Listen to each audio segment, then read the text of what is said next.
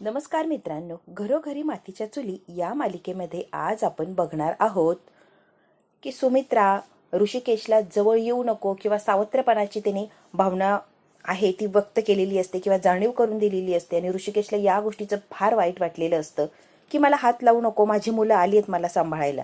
आणि ऋषिकेशला असं लांब ढकललेलं असतं. ऋषिकेशला इतकं वाईट वाटलेलं असतं की त्याच्या डोळ्यात पाणी आलेलं असतं. ऋषिकेश आता बाहेर आलेला असतो. त्याच्या मागे सौमित्र आणि सारंग सुद्धा येतात. हे बघ दादा, आई जी काय आतमध्ये वागली त्याबद्दल खरंच सॉरी, मी तुला सॉरी म्हणतोय.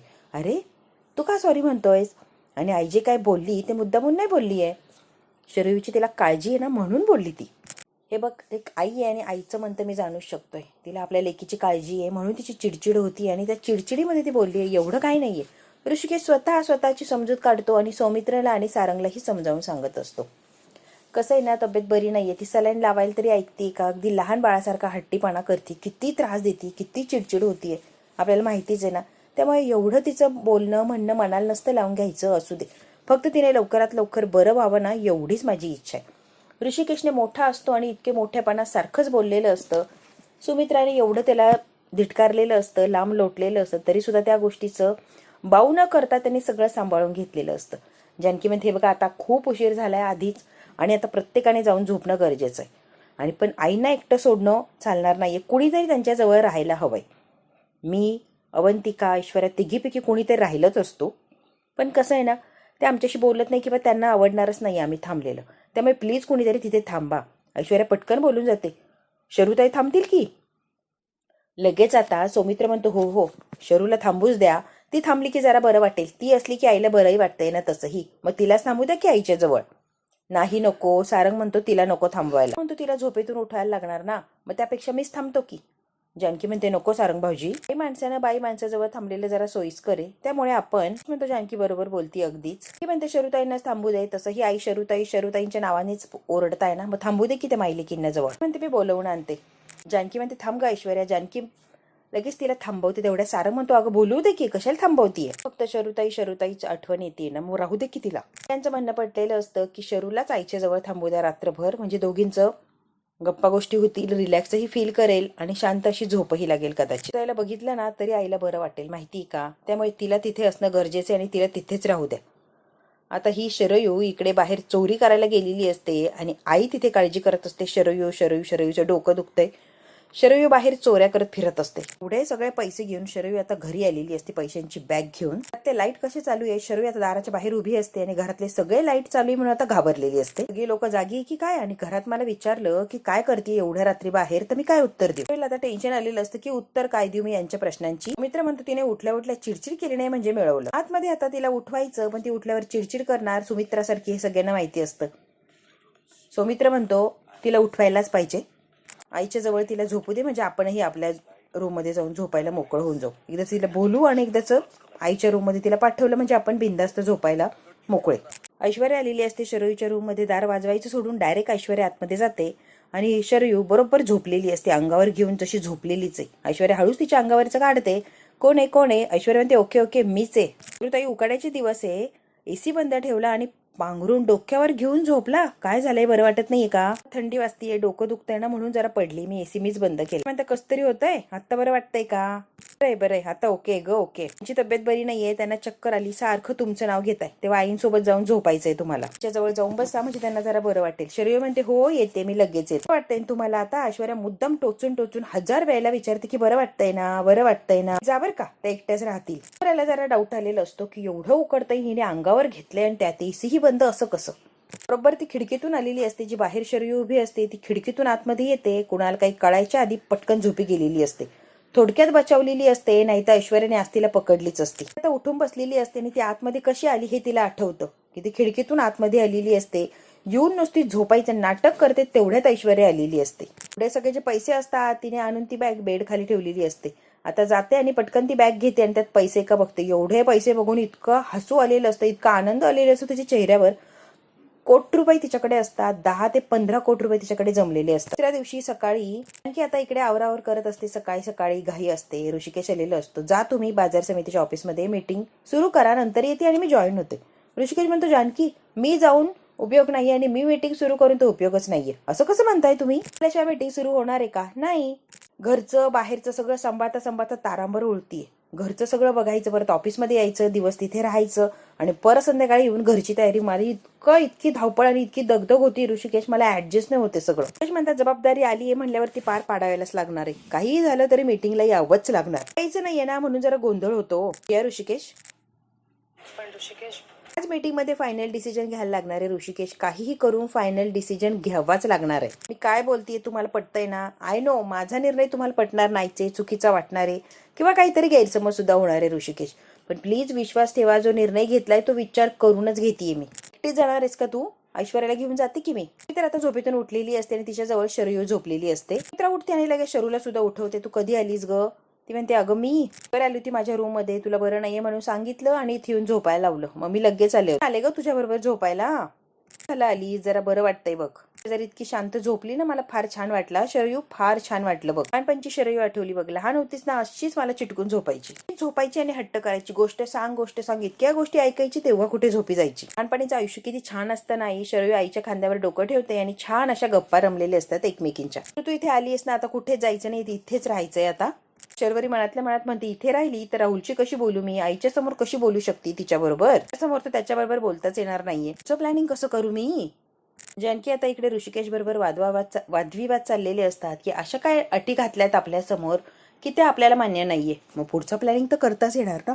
प्लीज प्लीज मला समजून घ्या. मी जे काय करणार आहे तुम्हाला सांगूनच करणार आहे. प्लीज काहीतरी मला समजून घ्या तुम्ही. सगळ्याच्या मागे माझा हेतू वाईट नाहीये. प्लीज जानकी, मी जे काय म्हणतोय आणि तू काय म्हणतीये ना ते मला समजतंय ग. साधेपणा तुझा शत्रू बनू नये ना, मला एवढंच वाटतं. तुझ्या साधेपणाचा सगळेच फायदा घेताना आतापर्यंत सगळ्यांनीच फायदा घेतलाय आणि त्याची तुला खूप मोठी किंमत चुकवायला लागली, हेही मला माहिती.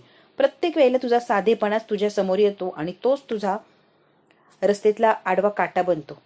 प्लीज तुझा हा साधेपणा सोडून दे. या गोष्टीचा फायदा घेतात सगळे, म्हणून मला भीती वाटतेय ग. काही विपरीत परिणाम व्हायला नको. झालं तरी जानकी मला गमवायचं नाहीये तुला, कळतंय का तुला? कुणासाठी तर तू माझ्यापासून दूर गेली तर मी कधीच स्वतःला माफ करू शकत नाही. मला काय व्हायला लागले, कशाला उगं पॅनिक होताय? ऋषिकेश आता जानकीला म्हणत असतो की कोणताही निर्णय घेऊ नको आणि काहीही धाडस करायला जाऊ नको. मुळात म्हणजे तुला मला गमवायचं नाहीच आहे. ऋषिकेश का तुम्ही पॅनिक होताय, का तुम्ही ऐकत नाही आहात? आता ऋषिकेश तेच वाक्य सारखं तिला सांगत असतो आणि जानकी सुद्धा सारखं त्याला तेच समजवण्याचा प्रयत्न करत असते. आता दोघांमध्येच वाद चालू झालेले असतात. जानकी खूप समजून सांगण्याचा प्रयत्न करत असते ऋषिकेशला की तसं काय नाहीये, रिलॅक्स व्हा. ऋषिकेश ऐकायला तयार नसतो. माझ्यावर विश्वास ठेवा, जे काही करणार आहे तुमच्याशी डिस्कस करूनच करणार आहे, पण मी काहीतरी करतेय, प्लीज मला प्रयत्न करू द्या. तुम्ही विश्वास ठेवल्याशिवाय मी काहीच करू शकत नाही, तुम्हाला तर माहितीच आहे. माझ्यावर विश्वास ठेवा, मी बरोबर करतेय. तुम्हाला काही पश्चातापाची वेळ येणार नाही याची सुद्धा खात्री देतेय. प्लीज प्लीज ऋषिकेश, एकदा मला चान्स द्या प्लीज. ऋषिकेश म्हणतो म्हणजे तू माझं काही ऐकणार नाहीच आहे. तुला जे हवंय तू ते करणार म्हणजे करणारच आहे, बरोबर ना? माझं काही ऐकायचं नाहीच आहे ना तुला. तुला जे हवंय तेच तुला करून घ्यायचंय. जे पटतं, मला जे आवडतं तेच तू केलं पाहिजे, असं कुठे नियम थोडी आहे, हो की नाही? तुला जे आवडतं ते तू केलंच पाहिजे.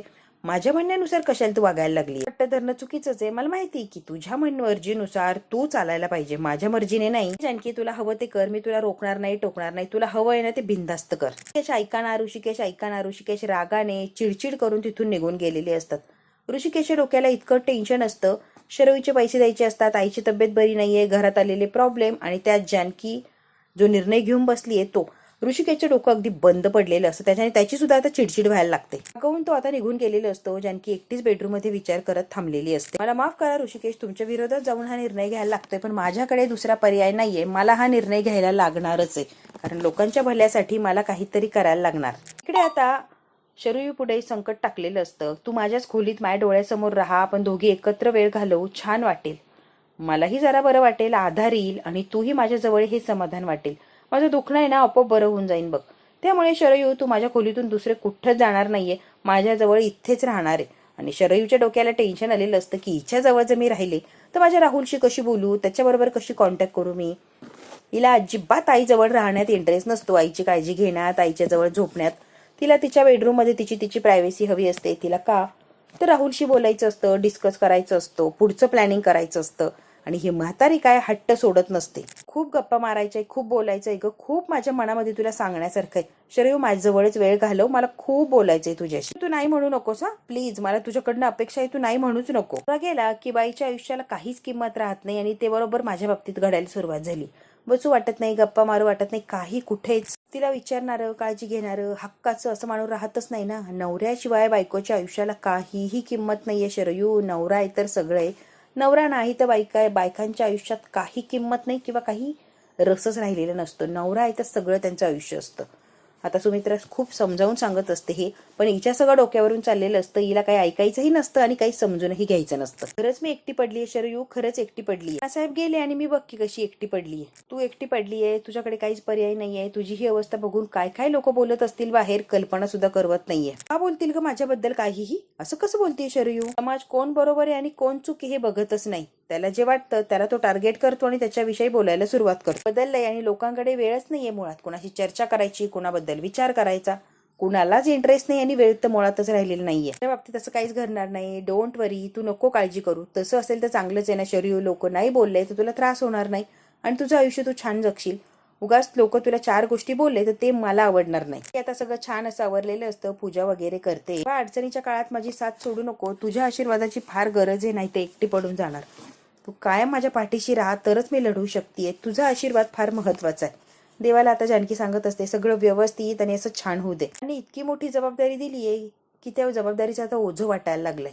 काही करूही शकत नाहीये त्या जबाबदारीतून मी आणि कुणाची मदतही होत नाहीये. त्यामुळे किंवा त्या निर्णयामुळे माझ्या नात्यांमध्ये, माझ्या माणसांमध्ये अंतर येऊ देऊ नको. आणि जानकी आता रडायला लागलेली असते, कारण माझी माणसं या पैशामुळे माझ्यापासून लांब चाललीत हे मला आवडत नाहीये. आता विझायला लागलेलं असतो. जानकी पटकन हात लावते आणि विझणारा दिवा थांबवते आणि तसाच पेटता ठेवते. ती तर देवाकडे बघायला लागलेली असते आणि अजूनच घाबरते की हे काय चाललंय. विझायला लागलेला असतो. जानकी जसा हात लावणार ऋषिकेश आलेला असतो आणि पटकन हात लावलेला असतो. जानकी आता आश्चर्यचकित होऊन ऋषिकेशकडे बघायला लागलेली असते.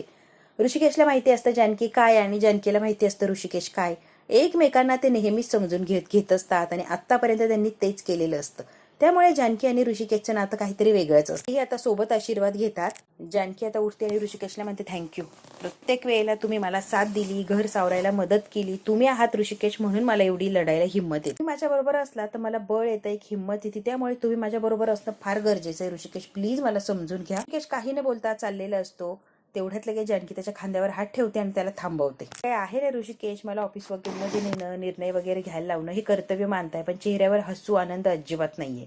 काहीतरी वेगळंच चाललंय तुमच्या मनात. नेमकी काय चाललंय ऋषिकेश, आज मला सांगूनच टाक. शरयू आणि सुमित्राच्या गप्पा काय संपत नसतात. सुमित्रा म्हणत असते की माझ्या रूम मधून तू कुठेच जायचं नाही, कायमचं इथेच राहायचंय. ती होही म्हणत नाही आणि नाही म्हणत नाही.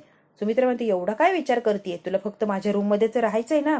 मग नाही किंवा हो काहीच म्हणत नाहीये. विचार करते असं नाही ग. विचार कसला, मोठा प्रॉब्लेम नाहीये, छोटाच प्रॉब्लेम आहे. पण जागा बदलली की मला झोपच लागत नाही बघ. इकडून तिकडे तिकडून इकडे मग मला झोपच होत नाही. रात्री सुद्धा अख्खी रात्र जागी होते, मी काय झोपले नाही कारण जागा बदलली, मला झोपच नाही. सकाळी सकाळी कुठे डोळा लागला होता मला का. हो मला झोपच लागत नाही जागा बदलल्यावर. सुमित्रा म्हणते अगो बाई, मी तुझ्या बरोबर राहणार नाही तर मी तुझ्या बरोबर कोण राहणार. तसं काही वाटलं ना तर सारंग किंवा सुमित्राला आवाज देईन की. असं काय करतेयस, तुझ्या सुना आहेत की, करू दे की त्यांना सेवा. त्यांचं कर्तव्य नाहीये का. सारंगला आणि सौमित्र्याला बोलवून त्यांची कशाला झोप मोडतीयस ग. सुनांना बोलव आणि बसव की इथे उषा पायथ्याशी. नवीना नको ग बाई, माझी पोरं माझीच कामाला येणार. मला त्या सुनांवर विश्वास नाहीये. मुळात त्यांची तोंडच बघायची नाहीये. त्यामुळे सेवा वगैरे करून घेणे तर दूरची गोष्ट आहे. शरयू माझी पोरं भक्कम आहेत माझी सेवा करायला. ऐश्वर्या जानकी सगळं किचन त्यांनी आवरलेलं असतं. स्वयंपाक वगैरे सगळीच त्यांनी तयारी व्यवस्थित अशी करून ठेवलेली असते. सगळं आवरावर झालेली असते. ऐश्वर्या तिला मदत करत असते. तेव्हा जानकी म्हणते आता काही काम राहिलंय का ऐश्वर्या तुझं. ऐश्वर्या म्हणते नाही आता काही राहिलं नाहीये माझं काम नसेल तर माझ्या बरोबर येते का ऐश्वर्या तू.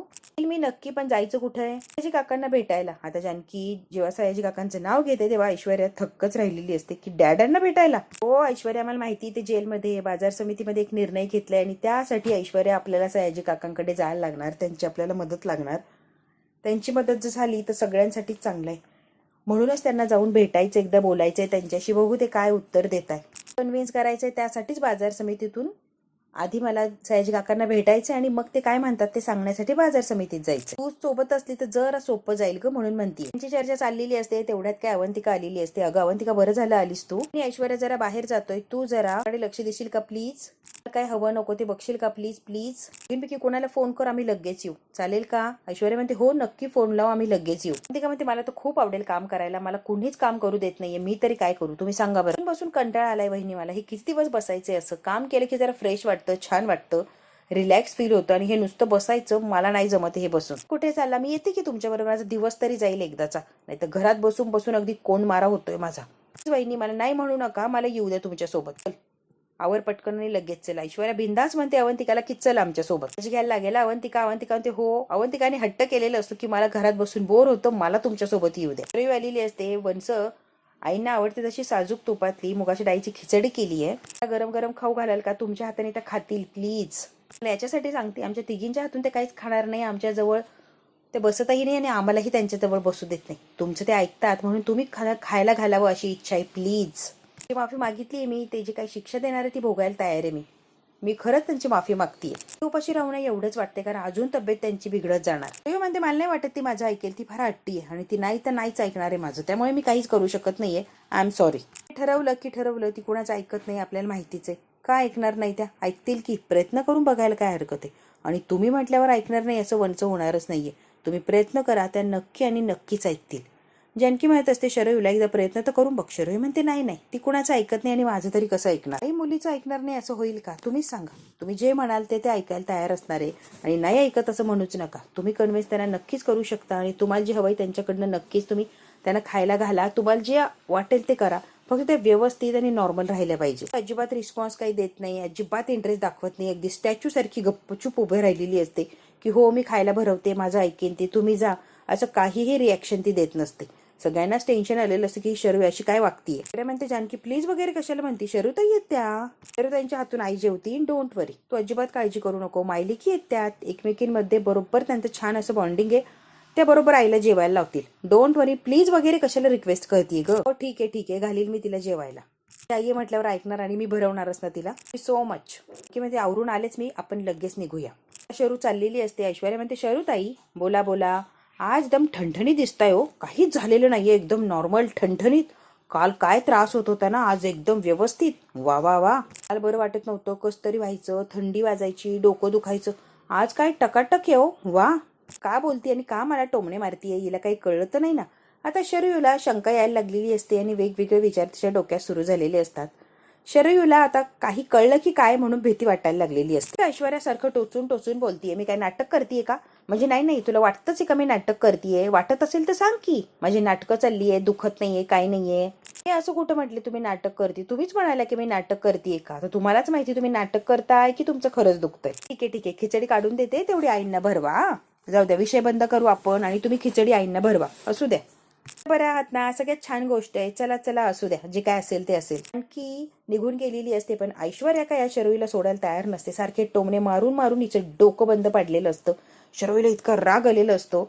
ऐश्वर्या म्हणते थांब आता मी त्याला खिचडी काढून देते आणि आईंना जाऊन लगेच भरवा. जरा जास्तीच पुढे करायला लागली. हा धडा शिकवायलाच पाहिजे. काही करून ऐश्वर्याचं तोंड हे बंद झालंच पाहिजे. काय चाललेलं असतो. लगेच शरयू म्हणते दादा गडबडी ते ऑफिसला चाललाय काय रे? तो म्हणतो हो क्लिअर सांगणारे, पैशांची व्यवस्था होतीये की नाही होणारे. मी तरी मग माझा काहीतरी निर्णय घेईन ना, तुझ्या याच्यावर डिपेंड राहिली. वेळ लागेल पण पैशांची व्यवस्था होणार आहे. नानाने जे विल केलंय ते जरा वेगळ्या पद्धतीने हँडल करायला लागणार. थोडा वेळ लागणार पण पैसा मिळेल, पण त्यासाठी तुला थोडं थांबायला लागणार आहे. घाई करून जमणार नाहीये. शरयू लोकांशी बोलून घे, तू बोलशील का? हो ठीक आहे बोलेल मी. आणि मला कळतंय रे तू खूप प्रयत्न करतोय, पण आता तुझ्या हातात काही नाहीये. मला कळतंय की मोठी अमाऊंट आहे आणि ती जमवणं अवघड आहे, तरी पण इतकी धडपड करतोय माझ्यासाठी हेच खूप आहे. शरयू मोठा भाऊ आहे म्हणून कर्तव्य आहे, जबाबदारी माझी आणि हे मला करायलाच हवंय. खूप लकी आहे की तू माझा मोठा भाऊ आहे. एक विचारायचं होतं, विचारू का? अगं विचार की वहिनी ऐश्वर्यावर जास्ती विश्वास ठेवते असं वाटत नाही का? सारखी ऐश्वर्या म्हणेल तसंच. ऐश्वर्यावर एवढा विश्वास ठेवावा अशी नाहीये ती, आपल्याला माहितीच आहे. पटवून दे जानकी वहिनीला ऐश्वर्यापासून लांब राहा, कारण आपण वेड्यासारखा विश्वास ठेवायचो. एक दिवस ती सगळ्यांना धोका देणार आणि एकदा धोका दिला की हातात काहीच राहणार नाही. जानकी वहिनीला ऐश्वर्या कशी आहे हे पटवून दे, जाणीव करून दे, ते फार गरजेचं आहे. कळतंय का? जानकी वहिनी ऐश्वर्यापासून लांब राहिली पाहिजे दादा, असं काहीतरी कर. जानकी वहिनी तोंड कशी पडेल, मग काहीच हातात राहणार नाही. त्यामुळे दादा तू विचार कर, ऐश्वर्या आणि जानकीला कसं वेगळं ठेवायचं. ऋषिकेशच्या डोक्यात शंका घालून दिलेली असते आणि मस्तपैकी तिथून निघून गेलेली असते ही शरयू. आणि ऋषिकेश आता विचार करत तिथेच थांबलेलं असतं. तयार होऊन आलेली असते. ऋषिकेश चला. ऋषिकेश म्हणतो जानकी जरा ऐकतीस का? तू जे काही करतीये ना ते अजिबात बरोबर नाहीये आणि चुकीचं आहे. तू अजिबात असं काही करू नको असं मला म्हणायचंय. पण ठिकाणी जे काही सांगितलेलं असतं त्यावरून जानकी ऋषिकेश यांच्यामध्ये भांडण सुरू होतं आणि ऐश्वर्यावर विश्वास ठेवू नको असं सुद्धा सांगितलेलं असतं. शरयूचं काम झालेलं असतं, कारण ऐश्वर्या शरयूला काही जगू देत नसते, कायम टॉर्चर करत असते. त्यामुळे ऐश्वर्याला बाजूला करायचं शरयूच्या डोक्यात असतं. आणि आता त्याची सुरुवातही झालेली असते. सयाजीरावाला भेटायला जायची गरज नाहीये आणि त्याच्याने काही फरकही पडणार नाहीये. कशाला उगाच जातीये तू? ऐक की नको जाऊ. राव आणि ऐश्वर्या तुझा वापर करताय जानकी, तुझ्या लक्षात कसं येत नाहीये? आता तरी सुधर तू, लक्षात घे. वा शरयू, कमाल केली कमाल केली. ऋषिकेशच्या डोक्यात किडा टाकला शंकेचा आणि ऋषिकेशने बरोबर कमाल केली. मस्त आगीत तेल ओतलंय, भडका तर होणारच. ऋषिकेश ऐश्वर्या बदललीये, प्लीज मान्य करा, नका तिच्यावर शंका घेऊ प्लीज. एक वेळेला संशय घेणं योग्य नाहीये. किती परीक्षा द्यायच्या सांगा बरं? त्यात महत्वाचा बाजार समितीचा निर्णय परस्पर घेणार नाहीये. तुम्हाला विचारूनच मी सगळं काही करणार आहे. सयाजी काकांना मला भेटावंच लागणार आहे आणि मी भेटणार आहे, ते लक्षात घ्या तुम्ही प्लीज. की आता पडायला लागलेली असते, चालायला लागली की जानकी घसरलेली असते. ऋषिकेश पटकन तिला सावरतात आणि जानकीला कळत असतं की ऋषिकेशला किती काळजी आहे तिची. ऋषिकेशने जानकीला बरोबर सावरलेलं असतं आणि हा भाग तर इथेच संपतोय. पुढच्या भागात बघूया आपण काय होणार आहे अगदी थोडक्यात. आता राहुल आणि शरू एकत्र आलेली असतात. मला फार भीती वाटते आपण जे बाजार समितीत चोरी वगैरे केली आहे ना त्याबद्दल. जानकी बहिणीला जरा जरी शंका आली तर ती काय आपल्याला सोडत नसते. डोंट वरी, कुणालाच काही शंका येणार नाही. किंवा ते ऑलरेडी कळलंय सगळं. डोळ्यावर लाईट लावते, तुमच्याकडनं मला इच्छा नव्हती पण तुम्ही ते केलंय. जानकी म्हणते 24 तासात जर पैसे परत केले नाही तर दोघांची खैर नाही आणि माझ्याशी गाठे लक्षात ठेवायचं. काहीही करायचं आणि माझे पैसे मला परत आणून द्यायचे. बघू आता राहुलला आणि शरयूला जानकीने रेड हँड पकडलंय. तिचे पैसे तिला माघारी करणार की पळून जाणार हे जर बघायचं असेल तर बघायला लागणार पुढचा भाग. हा भाग इथेच संपतोय. व्हिडिओ आवडल्यास लाईक शेअर सबस्क्राईब नक्की करा. धन्यवाद मित्रांनो.